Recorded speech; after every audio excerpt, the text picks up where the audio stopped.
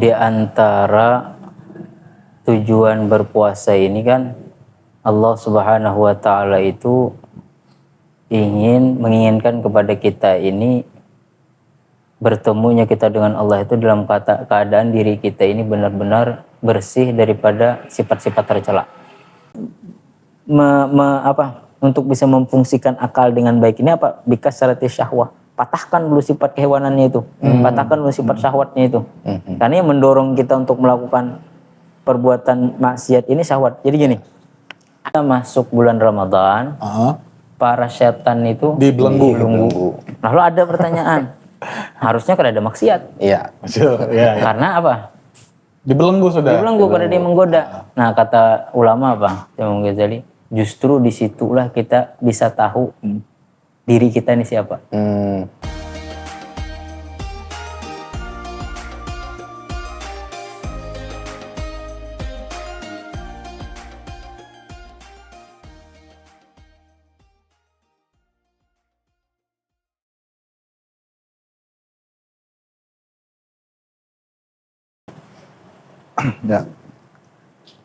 Ya, alhamdulillah di bulan Ramadan ini kita kembali lagi di Tuas Tamu nih Ustadz. Sebelum kita mulai, kita sebut dulu jingle kita biasanya kan. Jingle. Tuas Tamu, tukar wawasan, tambah ilmu. Begitu jinglenya gitu. Iya.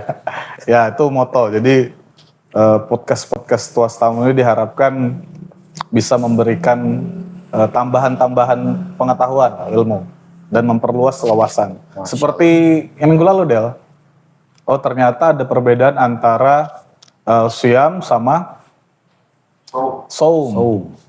Nah, kemudian ada juga pandangan dari Imam Malik, sama ada juga perbedaan pandangan dari Imam Syafi'i. Artinya itu pengetahuan yang mungkin perlu kita bisa dapatkan dalam kajian-kajian. Tapi di sini dengan adanya podcast ini bisa didengarkan oleh semua kalangan ya.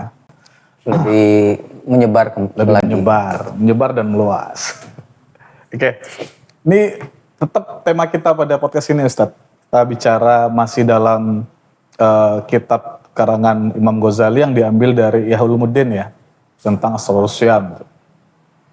Dalam bab Asrarus Syam itu, dalam kitab Asrarus Syam itu ada juga yang mengkaitkan antara antara puasa dengan kebersihan diri.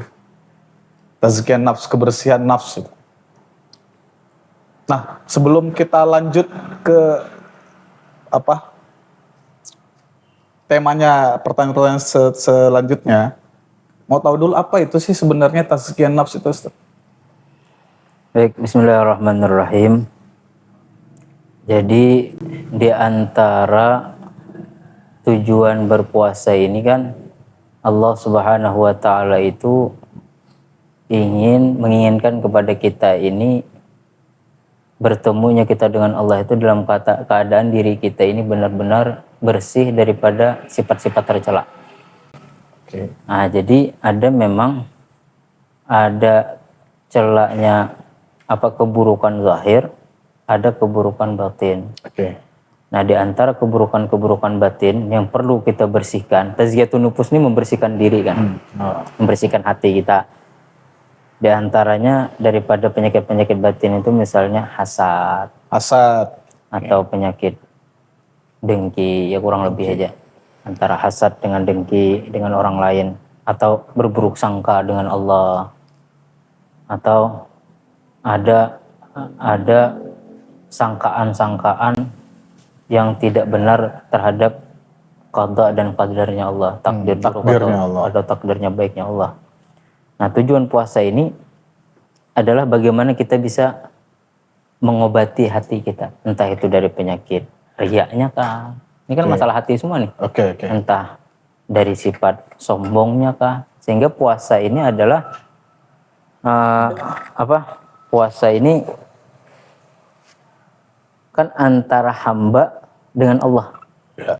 Nah, sebisa mungkin ini adalah rahasia hanya antara kita dengan Allah saja. Nah, harapannya nanti ibadah-ibadah yang lain pun entah itu dilihat dengan orang lain atau tidak, kita tetap melaksanakannya lillahi ta'ala. Oh. Karena Allah Subhanahu wa ta'ala. Jadi pendidikannya ini secara zahir kita menahan makan dan minum, secara zahir kita menahan pandangan kita, tangan kita, mulut kita, tapi secara batinnya Allah menginginkan ini ibadah tidak ada yang melihat. Oke. Kita bekerja seperti biasa, aktivitas seperti biasa, yang bekerja, yang berusaha, yang taklim, Taklim ya. Tapi urusan apakah kita saat ini imsak atau tidak, menahan diri atau tidak, puasa atau tidak, ini antara kita dengan Allah. Yang ini dimaksud tazkiyatun nufus, ini membersihkan jiwa kita daripada penyakit-penyakit tercela. Nah, pintunya untuk masuk ke sana adalah melalui puasa. Puasa ya. Iya Del, berarti tidak cuma sehat secara fisik, bukan hanya, tapi juga ada sisi batin tadi ya Ustaz ya. Ya. Itu berkenaan dengan tazkiyah nafs tadi Del. Oh gitu, oke. Terus kan tadi berarti kondisinya semisal kan puasa itu kan menahan lapar ya, paling banter ya umumnya iman yang lemah itu ya Ustadz ya. Iman yang lemah itu ya menahan lapar seperti itu. Berarti kalau disangkut pautkan tadi dengan spiritual berarti nggak nyampe kan dengan sang pencipta seperti itu kan. Kemudian dampaknya kan sampai ke spiritual tadi. Terus kalau perihal ini Ustadz, perihal hawa nafsu itu kan ya salah satunya makan kan juga hawa nafsu ya Ustadz ya. Nah itu apakah nanti berkaitan juga dengan ini ya, dengan hati juga nanti larinya ke situ? Apakah ada kaitannya ke sana Ustadz? Baik. Jadi begini. Kata Imam Ghazali itu faruhus saumi wa sirruhu tad'iful quwwah allati hiya wasailu syaitan fil qudi ila syurur. Walan yahsul dzalika illa bitaqlil.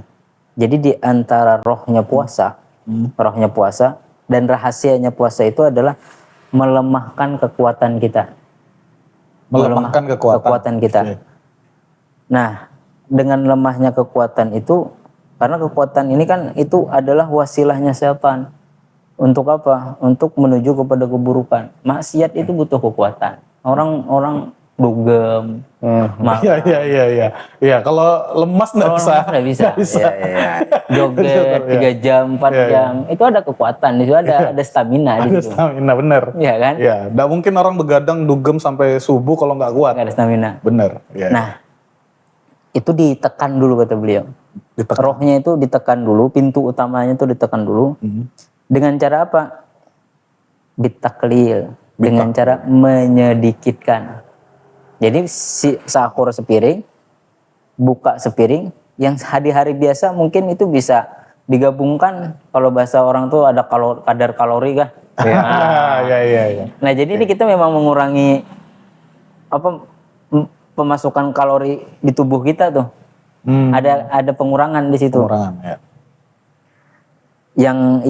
Yang berarti yang di-skip adalah jadwal makan siang kita semuanya jangan sampai berpindah ke malam hari. Bukan mengubah jam makan. Bukan berarti memang dikurangin ya. Dikurangi at-taklil kata beliau. Nah, dengan lemahnya seperti itu menjadi wasilah. Menjadi wasilah untuk hawa nafsu kita ini menjadi jinak. Oke. Makanya kata beliau di antara adabnya apa? La yukatsiran naum bin nahari hatta yuhissa bil ju' wal atas. Di antaranya juga adalah di antara adab itu tidak memperbanyak tidur di siang hari. Sehingga apa? Dia bisa merasakan rasa lapar dan rasa haus. Jadi betul aja nih, di siang hari haus, di siang hari lapar, tapi dari sahur sampai maghrib berbuka. Apa faedahnya? Akhirnya tidak merasakan, tiba-tiba bangun udah buka aja, tinggal makan aja lagi nih. Tidak ada merasakan kelemahan tadi, dhaif, jadi tidak ada merasakannya. Rasa lemah itu tidak ada.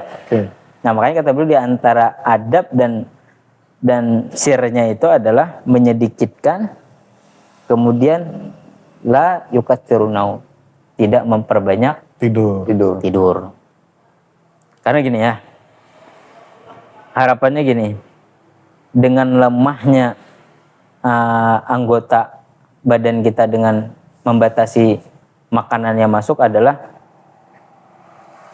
hatta yakhifa alaihi tahajjaduhu wa auraduhu, sehingga menjadi ringan inya menjalankan ibadah malam, entah tarawih kah atau tahajud kah atau dan mengamalkan wirid-wirid. Coba aja makan buka berlebihan, Wah, berat lah tarawih. ngantuk sudah. Berat rasanya tarawih. Berat jujur ya. Iya kan? Betul. Nah, dengan harapan itu adanya apa? Kan Islam ini wasata nih. Ya. Jangan dua terlalu banyak, jangan dua terlalu kurang. Berimbang. Berimbang. Nah, takaran manusia kita lihat dengan satu piring itu cukup, ya sudah. Yang sekiranya terlalu banyak, ujung-ujungnya bermalas-malasan kan? Benar, Nah, benar. dengan adanya standar yang menurut kita ini cukup, itu bisa mempermudah kita, kata Imam Ghazali, untuk apa? Untuk kita menjalankan aurat kita, artinya wirid-wirid kita. Bisa menegakkan malam kita, entah itu dengan tarawih kah, dengan i'tikaf kah, kan banyak amalan puasa nih, ada i'tikaf, kemudian mentadarus Quran itu juga. Nah, fa'asa asyaitanu alla yahuma ala qalbih, dengan harapan seperti itu syaitan tidak masuk berbolak-balik ke dalam hati kita. Oh. Tujuannya itu. Iya. Sehingga dengan itu fayanzuru ila malakutis sama, nya bisa menyingkap terhadap rahasia-rahasia yang rahasia Allah yang ada di langit. Oh, Masya Allah. Kurang lebih itulah diantaranya. Ya berarti kalau bisa disimpulkan tadi, di siangnya kita melemah, tapi malamnya kita dapat kekuatan ya untuk ibadah. Untuk ibadah itu tadi ya. Karena di Ramadan itu kan ada ayat inna anzalnahu fi lailatul qadar. Kami turunkan pada malam Lailatul Qadar. Nah, Lailatul Qadar itu adalah harapannya itu kita bisa menyaksikan kebesaran-kebesaran Allah di antara, walaupun itu pintunya, kata Imam Ghazali, di antara pintu kita dapat menyaksikan Lailatul Qadar itu adalah pintu awalnya itu dengan adanya mentaklil, menyedikitkan makan. Sedikitkan makan. Ya. Kurang lebih gitulah. Nah terus dalam hubungannya tadi kan ada dibahas tuh Ustadz. Kalau kita berpuasa, kita itu menutup menutup hati kita supaya setan nggak keluar masuk. Berarti ada dong hubungan antara kita berpuasa dengan kelembutan hati. Itu bisa diterangkan Ustadz gimana? Jadi gini, puasa ini kan ada pendampingnya. Nah, pokok utamanya adalah menahan perut kita nih. Menahan perut ya. Menahan perut kita dari makan yang berlebihan. Setarnya dari situ, pendamping-pendampingnya adalah adanya kita membuat program tarbiyah. Ya. Ada membuat program untuk menambah pengetahuan kita. Nah, dari pengetahuan itulah kita beribadah. Bagaimana puasa ini aku tidak hanya menahan perutku saja, tapi bisa menahan pandangan, bisa menahan mulut kita. Nah, lalu kemudian di situ kita juga belajar ikhlas, kita beribadah kepada Allah Subhanahu wa taala. Sehingga dengan itu jalannya syaitan pun menjadi sempit. Nah, kata Imam Ghazali pun juga wa man akhla ma'iddatahu falyakfihi dalik. Ya, wa man ja'ala baina qalbihi wa baina sadrihi mikhlatan minat ta'am fahuwa anhu mahjub. Siapa orang yang antara keranjang perutnya nih dan hatinya itu dipenuhi dengan makanan, maka apa? Fahuwa anhu mahjub. Ada besar kemungkinan hijab dari Allah itu antara dirinya dengan Allah. Ada dinding pembatas tadi. Sehingga kita tidak punya iman atau keyakinan yang kuat kepada Allah. Karena apa? Perutnya dan hatinya terpenuhi dengan keranjang makanan. Keranjang makanan aja.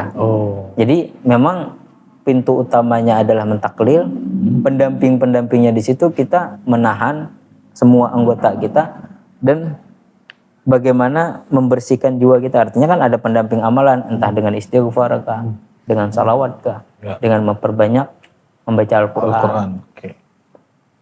Oke, menarik. Di antaranya. Yang ada juga terlintas di kitabnya Imam Al-Ghazali itu, Ustadz. Kalau tadi kan kita berbicara tentang perut ya. Ada juga mengatakan tentang akal dan nafsu seperti itu, Ustadz. Nah itu apakah ada hubungannya juga itu? Terus bagaimana pengaruhnya di puasa itu, Ustadz? Perihal akal, hubung akal dan nafsu itu. Jadi begini, kata Imam Ghazali, manusia itu berada di antara tingkatan bahaim, hewan, kemudian berada di tingkatan malaikat dengan diberikan binuril akli, cahaya akal. Nah cahaya akal ini bagaimana biar berfungsi ala kasrati syahwah, dengan cara mematahkan syahwat. Jadi gini. Berarti ntar loh, sebelum dilanjut, manusia dan tadi malaikat. Kalau manusia tadi seperti apa, Ustaz? Manusia ini dia mendapatkan dua, kan gini, malaikat dia mendapatkan akal, tapi tidak punya hawa nafsu. Punya hawa nafsu. Jadi kalau mereka ini ibadah, ya wajar. Ada kan malaikat diciptakan untuk sujud. Ada, makanya iman itu ada pembagiannya. Ada iman itu la yazidu wa la yanqusu. Iman itu dia tidak berkurang dan tidak bertambah. Ini imannya para malaikat. Ketika diciptakan untuk sujud aja, diciptakan untuk rukuk saja, diciptakan untuk tasbih aja. Ini malaikat. Ada imannya itu yazidu wa la yanqus. Terus bertambah dan tidak pernah berkurang. Itu imannya para nabi. Nah kita manusia ini zid wa yanqus. Bisa naik, bisa turun. Iman kita Bisa nambah, bisa kurang. Tergantung keadaan. Nah kata Imam Ghazali, karena kita diberikan akal sebagaimana malaikat dan kita diberikan hawa nafsu sebagaimana hewan, untuk untuk bisa memfungsikan akal dengan baik ini apa? Bikas syarati syahwah. Patahkan dulu sifat kehewanannya itu. Patahkan dulu sifat syahwatnya itu.